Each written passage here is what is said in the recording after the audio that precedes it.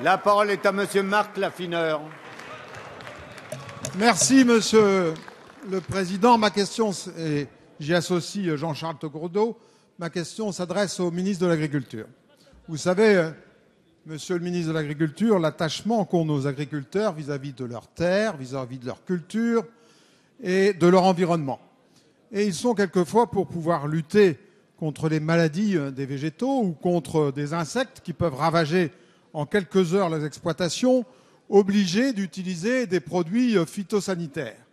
Ils le font, bien sûr, en prenant beaucoup de précautions, d'abord en n'utilisant que les produits qui ont été autorisés par les pouvoirs publics, en faisant en sorte de passer une formation et d'utiliser du matériel qui empêche les disséminations de ces produits, en le faisant tôt le matin ou tôt le soir, et enfin en respectant le fait que le vent doit être inférieur à 20 km/h.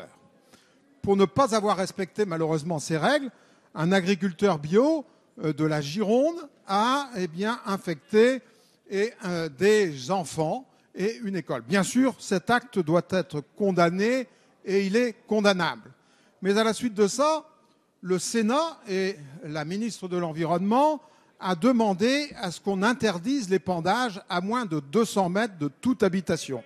Cela serait catastrophique parce qu'évidemment, sur tout notre territoire, nous avons énormément d'habitats et ça entraînerait de retirer 13 millions d'hectares de la culture et ça entraîne évidemment une très grande inquiétude dans tous nos milieux ruraux et pour l'ensemble de notre agriculture. Alors ma question est simple, Monsieur le ministre de l'Agriculture. Quelle sera votre position et quelles vont être vos recommandations pour pouvoir rassurer les agriculteurs et faire en sorte que l'agriculture puisse se développer? Merci. La parole est à Monsieur Stéphane Le Foll, ministre de l'Agriculture, de l'Agroalimentaire et de la Forêt. Monsieur le Président, Monsieur le député Laffineur, je voudrais d'abord répondre sur 2 points. Le premier, c'est que les phytosanitaires sont utiles, mais qu'en même temps, on doit avoir un objectif, il est commun, collectif, c'est d'en diminuer le recours et l'utilisation. C'est une discussion qui est en cours. Le projet pour l'agroécologie que j'ai présenté hier s'est fixé ses objectifs et nous le faisons dans une concertation continue avec les professionnels. C'est le premier point.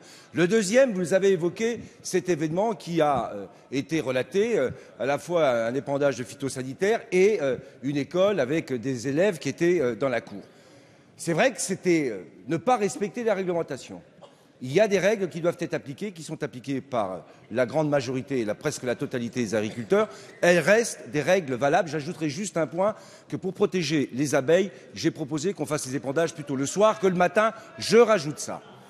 Mais sur cette question, avec Ségolène Royal, on a une discussion qui a commencé au Sénat pour adapter et protéger bien sûr les lieux publics, parce que ça fait partie des enjeux, mais aussi considérer que ce n'est pas la distance qui peut faire la protection. Il y a beaucoup d'autres solutions.